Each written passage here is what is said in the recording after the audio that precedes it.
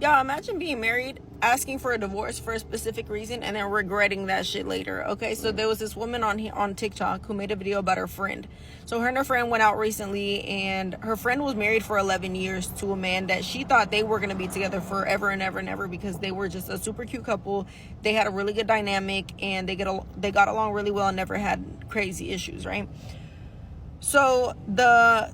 But she's now divorced and has been divorced for 3 years. And so she asks her, like, oh, like, why did you end up, getting divorced? And she said, well, I am the one who asked for the divorce because I got bored. She said the relationship got really boring. She was a stay-at-home mom. All he did was work. And they were well off. So this guy is putting in a lot of hours and a lot of, work time, so that way they can live the comfortable life they were living, okay? He paying all the bills. So she said she got bored always being home, taking care of the kids, and not really having them time or doing like spontaneous fun stuff. Well, she would tell him about it, and he would try to take her out and try to do stuff, but it just felt like it wasn't enough, and it wasn't the same for her that, like it used to be when you're in a fresh relationship. Well, duh, bitch, it's been 11 years. Spice it up. You do something. Anyway, so she asked for a divorce. He gave it to her, and she's been dating for these past 3 years, and so she asks her, how's it been? How's the dating life been, okay? And she tells her, honestly, it's been trash. It was fun at first, but now it's not fun because I'm looking for something serious now, and no guys want to take shit serious. All they want to do is have fun, right? Club, bar, let's go out, let's do this, let's travel, let's do that. It's always go, and that is what she wanted in the beginning, but that's not what she wants now, 3 years later, right? So now she's like, I want to get serious with someone, and I want someone to help me with my kids and help me, and I don't fucking know. She wanted to be a stay-at-home mom again, okay? What she wanted was her old life that she chose to give up for some fun, temporary fun at that, right? So she left this good-ass man for bullshit just to regret it. And he has been now in a relationship for 2 years of the 3 years they've been divorced. So a year he took to himself, then he found someone, and he's been with that person for 2 years. She is now moved in. She is now living the life that this woman once was living. And she herself has 2 kids, so he's helping her with her kids and his kids. And she's kind of like offended by that. Shorty, you gave him up. He got every right to be happy. And he was a good one, because somebody cuffed him up real fucking quick and knew how to keep him. So all I gotta say is, if you got a good man, keep him. Keep him. Be bored, bitch. Figure it out. She divorced her husband of 11 years and instantly regretted it. God forbid a man works hard to provide for his family. Today, people confuse boring and comfortable with being unfulfilling. But let's be real. Boring is peaceful. Boring means safe. And after dating liars, cheaters, or abusive partners, most people would kill for a little boring. She was a stay-at-home mom. She had everything she needed and more. But she left because she thought it was too routine. Why? Because social media shows highlight reels, constant fun, luxury, and drama. And people start believing that's real life. Marriage isn't supposed to be a Disney movie. Life is hard. Relationships are hard. But walking away from a good person because you're bored is a recipe for regret. Gratitude is underrated. And if you don't appreciate the person you have, someone else will. Honestly, the 80-20 rule explains it all. She had 80% love, stability, support, but chased the missing 20%. Thinking it would make her happier. Spoiler alert, it didn't. These days, there are no second chances in marriage. Most men today won't go down that road again. They've learned that remarriage rarely works in their favor. The grass isn't greener on the other side. It's greener where you water it. Why did I divorce my husband? I divorced my husband because I was making a certain amount of money. I divorced my husband because I thought I didn't need him anymore. I divorced my husband because I had this senior position at work and thought I held the same position at home. I divorced my husband because I thought I was better than him because I had my degree now. I divorced my husband because I thought a successful marriage meant I was here and he was down here. That is not success. That's fucking sickness. I found myself divorced and out there looking for love in all the wrong places. Fucking this one and that one and that one and that one and this one and that one. And my body count going up and my value going down. I'm just going to call it like a TI is. All the while, my husband done found somebody else building a a relationship and building a life with them. I should have stayed married to my husband. I felt like I was on this dark road with no street lights, pitch dark, and I couldn't find my way and didn't know which way to go. I felt lost. I felt like I was walking barefoot on that dark road with pebbles and hot rocks sticking my foot. I felt hurt. I felt alone because every time he and that one and this one and that one left my bed, I was alone all by myself. And which was supposed to be soft and comfortable for me, my pillow, it was now filled with tears. I should not have left my husband. At least she took accountability. She learned her lesson, and she's being honest about it. That alone makes her stand out. We need more women like her, willing to reflect, own up, and speak the truth. Ma'am, you're a gem. The younger generation needs to hear this kind of wisdom. It's sad she had to go through that pain to learn, but sometimes that's the only way growth happens. I've been there. I know how it feels. To her ex-husband, you may have gotten what you thought you wanted in that moment, but you lost something truly valuable. I'm thankful to be engaged and growing with someone. I never want to end up in that kind of regret. Seeing women humble themselves, reflect, and speak from the heart, it's rare and it's powerful. Much respect. So my husband decided to drain our joint bank account and leave me after so much controversy on my videos. So on my main page, I made a video about how I didn't want to cook breakfast for my husband because I didn't want to go out of my way from making scrambled eggs to making a fried egg for him. And I said that he could do it himself. I don't cook for my husband. I never have, and I'm not going to be starting today. I'm sorry. I guess he got, wind of the videos, and yeah, he drained our bank account, and he has told me that I have to leave. At first, I thought he was the one that's going to be gone and that I was going to be able to stay here, but he returned and he said that I need to pack up my things and go. I told him absolutely not, because I have children and me and my children are not going to be in the street. So I told him that he has to evict me.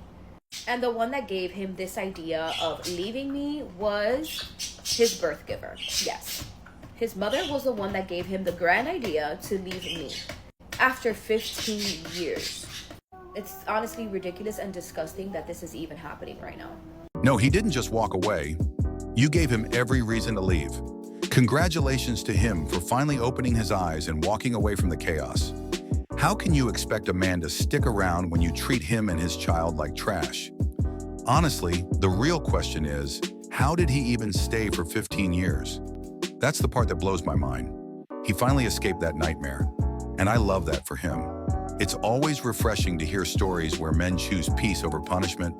If your wife brings no peace, no support, doesn't cook, doesn't care, what's the point? You're lucky his mom didn't step in sooner. 15 years? That was too generous. This should have happened way earlier. Now you're upset? You have less to do now than ever.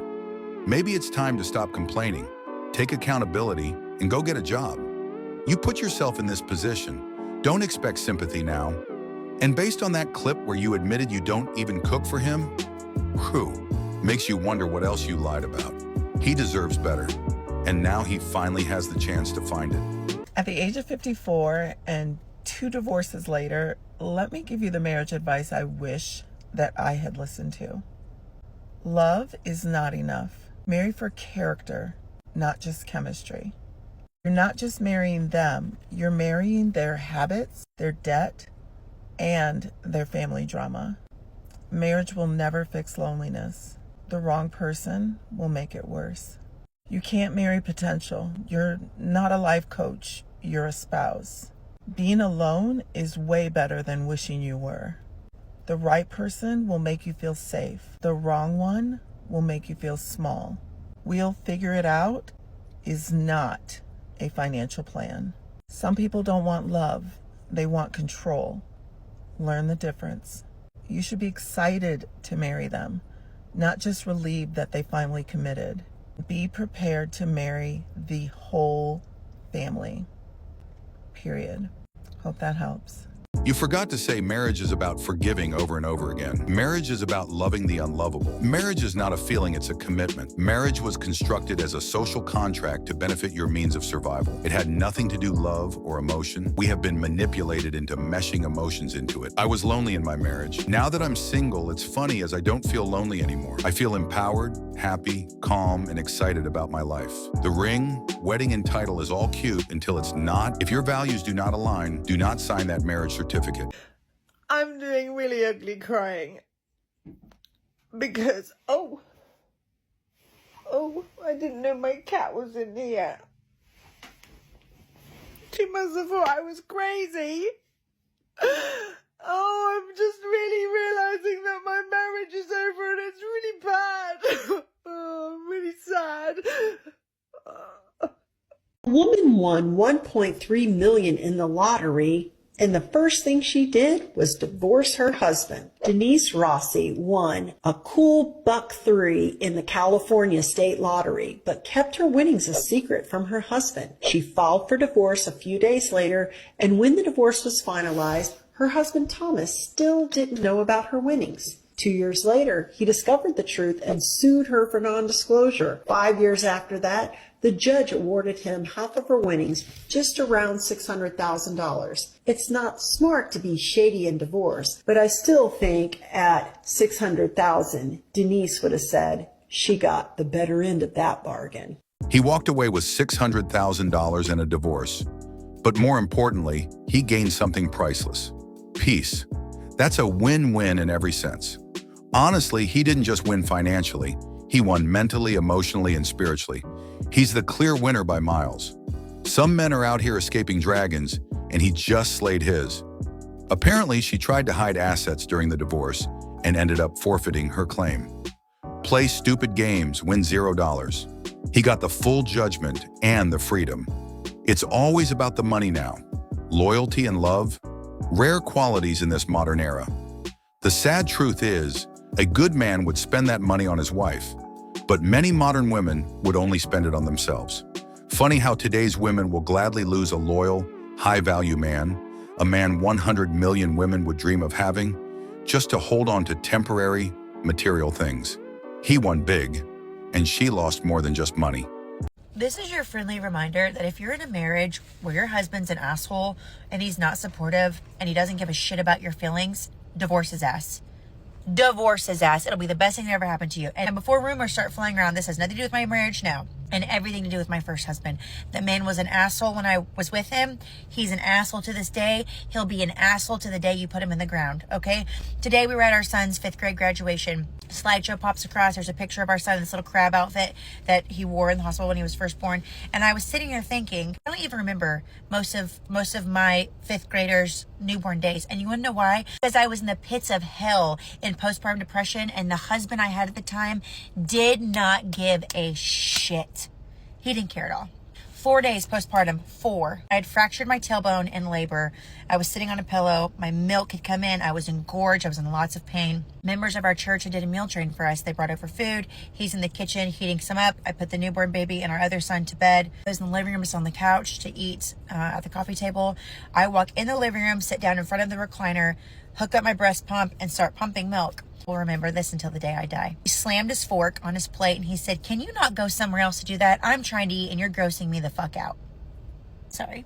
Your wife, who just gave birth to your baby 4 days ago, is sitting there pumping milk of her body to feed your child.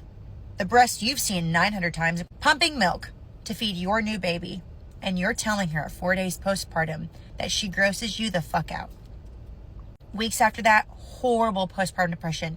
I'm having panic attacks. I'm not sleeping good. We had a child that was just screaming. Him had colic. He screamed all the time. Go in the living room one night. He's laying on the couch watching ESPN. I will never forget it as long as I live. And I'm standing over him, bawling my eyes out. He never once looked up from the TV. Never once. I'm having chest pains. I'm having these crazy thoughts. I'm not sleeping good. I'm exhausted. I need help. I need your help. I need help. Ignores me. I finally scream his name and I said, "I need some help. There is something wrong with me." He pauses the TV, looks me dead in the eyes and says, "It's all in your fucking head. Think different thoughts." I knew at that very moment in time our marriage was never, and I mean never, going to last. Several months go by.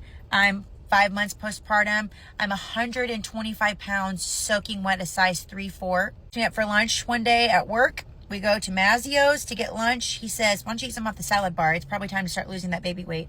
125 pounds soaking wet, a size 3-4 pants.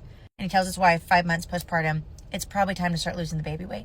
If you live in our town, you probably think he's a good old boy. And some of you can think that. I don't care what you think. And some of you can think I'm a monster. I left our marriage in a way I shouldn't have. I made choices I shouldn't have made. I should have just packed my shit, said see ya, and took my kids and left. That's what I should have done. I didn't do that. I made choices I shouldn't have made. And I have to live with those choices the rest of my life. To this day, the man gives me crippling anxiety. We were at graduation. I was trying to take pictures, hovering. Like, I couldn't even take pictures fast enough because I was trying to get out of their way. As if this is their child. No, it's my child. You can wait for me to get done with pictures and then you can take pictures. Saturday, my son was running, busted open his lip, had to take him to the emergency room to get stitches. His dad showed up to the emergency room. I had crippling anxiety the entire time we were in there because I had to be in the same room as him. If you were ever in a marriage where your partner is not supportive or they give you anxiety or you feel uncomfortable around them, divorce them. It will be the best thing that ever happens to you. If you're enjoying the video, make sure to hit that like button and subscribe for more.